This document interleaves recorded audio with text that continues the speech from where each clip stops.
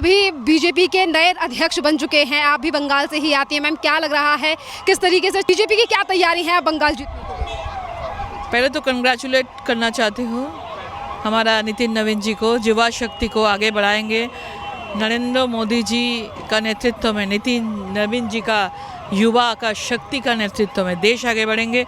बंगाल भी इसमें शामिल होगा। बंगाल भी चाहते हैं इस टाइम में पश्चिम बंगाल में भारतीय जनता पार्टी का सरकार आए।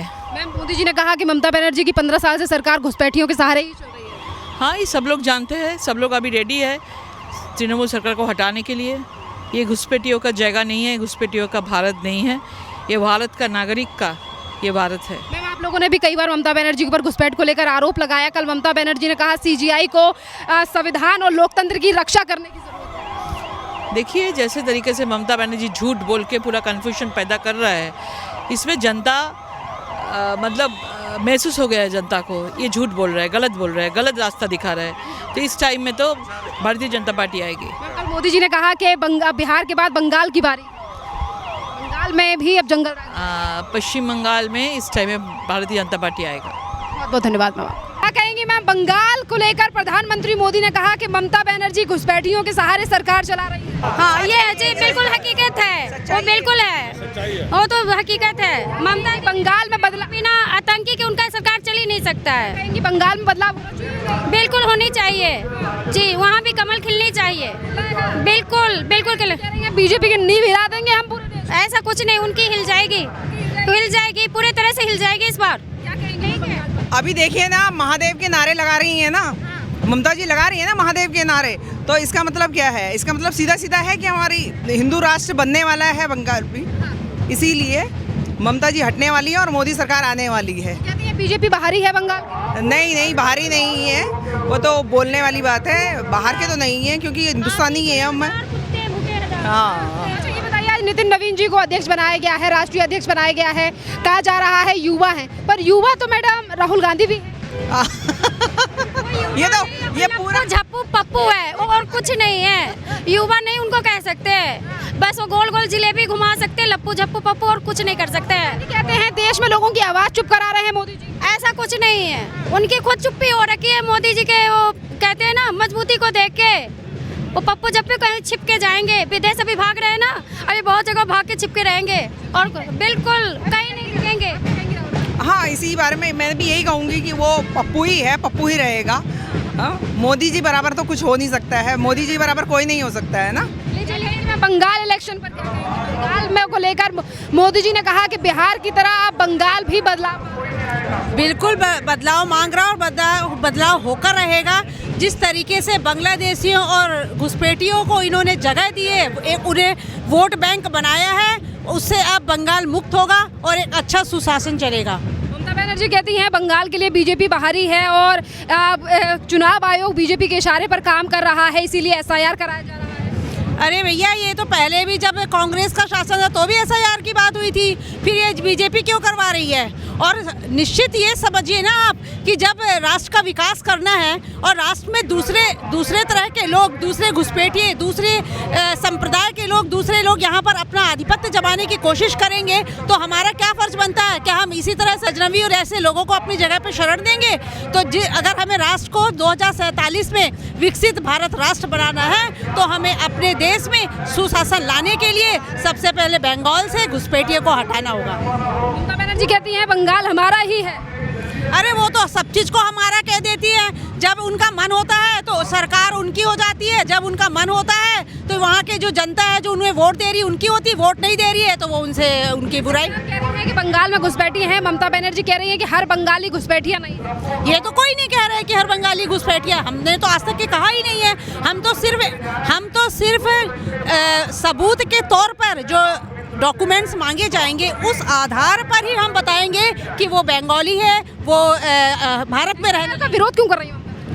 वो तो देखिए, अब सबको पता ही है, उन्हें अपनी सत्ता जाती हुई छिनती हुई दिख रही है। जिस तरीके से हमने दिल्ली में 27 सालों बाद फिर से सरकार बनाई है और निश्चित रूप से अब बंगाल में भी हम वो बनाने जा रहे हैं, इसका डर उन्हें सता रहा है, इसलिए वो एसआईआर से डर रही है। एसआईआर से टीएमसी के वोटर्स के नाम काट दिए जा रहे हैं बीजेपी। ऐसा है ही नहीं। मैंने अभी आपको पहले भी कहा कि हम सबूतों के आधार पर उन्हें ही श्रेणी में रखेंगे जो इस देश में रहने के योग्य हैं। लोग हैं यहाँ के। क्या लग रहा है ममता बनर्जी जाने वाली बंगाल से? बिल्कुल 100%, 101% जाने वाली है। जैसे हमने यहाँ से केजरीवाल को हटाया है, उसी तरह से हम बंगाल से सीएम ममता बनर्जी को हटाएंगे। बहुत बहुत धन्यवाद मैम। उत्तर प्रदेश में 2017 के बाद से योगी आदित्यनाथ की सरकार जो चल रही है उसको सुशासन की सरकार कहें तो गलत नहीं होगा।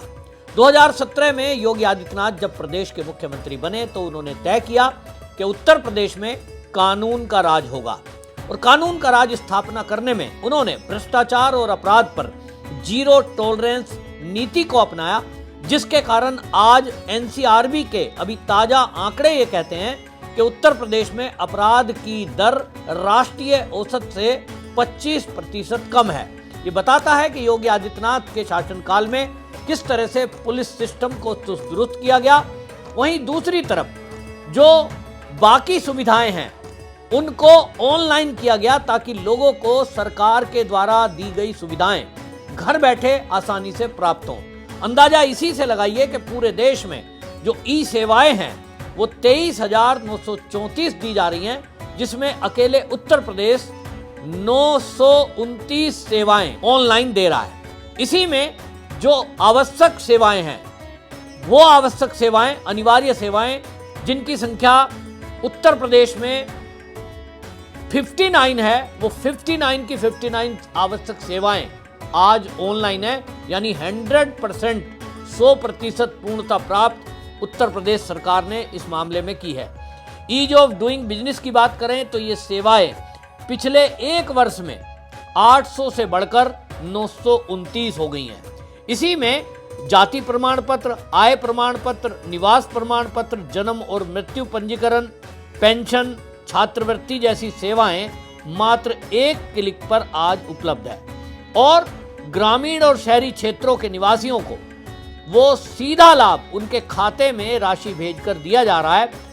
वहीं दूसरी तरफ सरकार ने प्रगति पोर्टल लॉन्च किया, जिसके कारण उस प्लेटफॉर्म से जुड़कर केंद्र और राज्य की जो योजनाएं हैं उसमें समस्या और समस्याओं का समाधान दोनों मिलकर किया जा रहा है। ये उत्तर प्रदेश में जो लगभग 4,65,000 करोड़ रुपए की परियोजनाएं हैं इस पोर्टल से जुड़ी हैं, इसमें कई योजनाएं पूर्ण हो चुकी हैं, जबकि अनेक पर तेजी से काम चल रहा है। प्रगति पोर्टल के माध्यम से प्रदेश में 97% मामलों का समाधान सुनिश्चित किया गया है।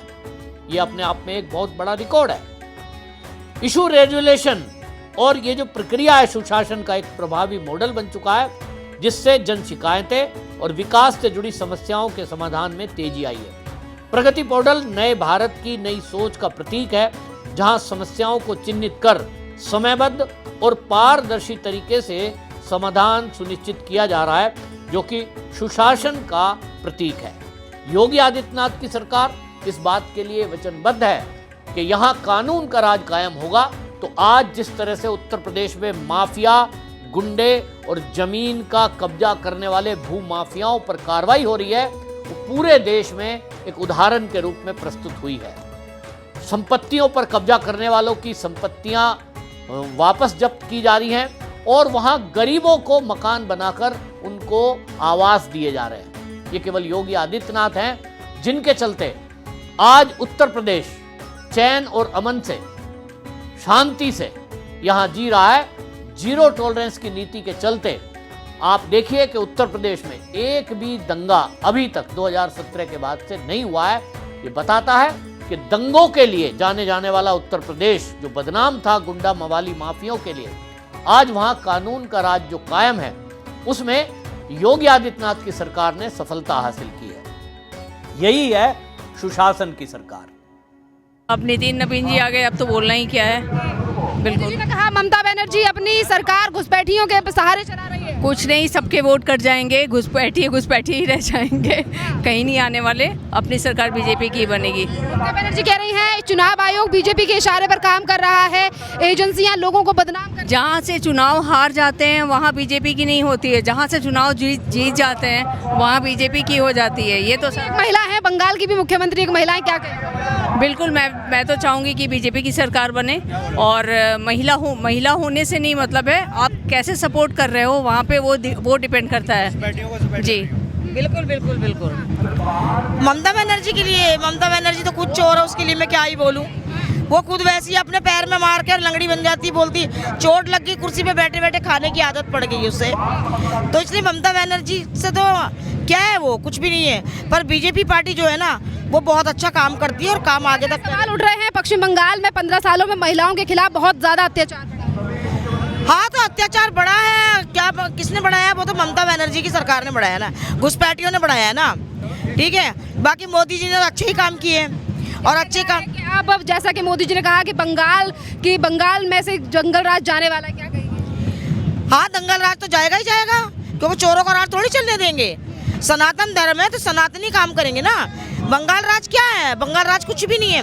राज आएगा तो भारतीय जनता पार्टी का ही आएगा, क्योंकि बहुत सक्षम पार्टी है, बहुत अच्छी पार्टी। बंगाल बदलाव चाह रहा है, बंगाल बदलाव चाह रहा है, पूरा देश बदलाव चाह रहा है कि बंगाल में दीदी हटाओ और बीजेपी लाओ। हाँ, क्योंकि बंगाल इतना बड़ा शहर, इतना पुराना शहर है, जितना प्रोग्रेस बंगाल का होना चाहिए, जितना प्रोग्रेस बंगाल राज्य का होना चाहिए, बिल्कुल जीरो है। किसी टाइम बंगाल हमारे देश का सबसे पुराना शहर है और बंगाल में कुछ भी नहीं है। दीदी जी ने बहुत ज़्यादा भ्रष्टाचार कर रखा है, महिलाओं के प्रति बहुत वहाँ दुर्व्यवहार है।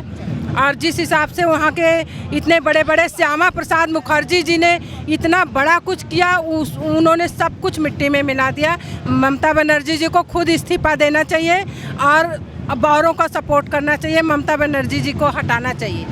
हाँ, पूरी घुसपैठिया तो ममता बनर्जी है, कारण ही ममता बनर्जी है सत्यानाश करने का। बेकार बंगाल को तो तबाह कर दिया उसने, पनपने नहीं दे रही। हाँ, कहती है कि बीजेपी कर रही है बदनाम बंगाल। बीजेपी कर ही नहीं सकती है, बीजेपी क्यों करेगी? बीजेपी एक अच्छी पार्टी है। बीजेपी ने तो ये सब कुछ बदल दिया, अच्छे अच्छे माहौल बना दिया, अच्छा अच्छा रास्ता दिखा दिया। जो घुसपैठिया ममता बनर्जी जैसी, वो एक दिन देखना अपने मुंह की खुद ही खा के बैठ जाएगी।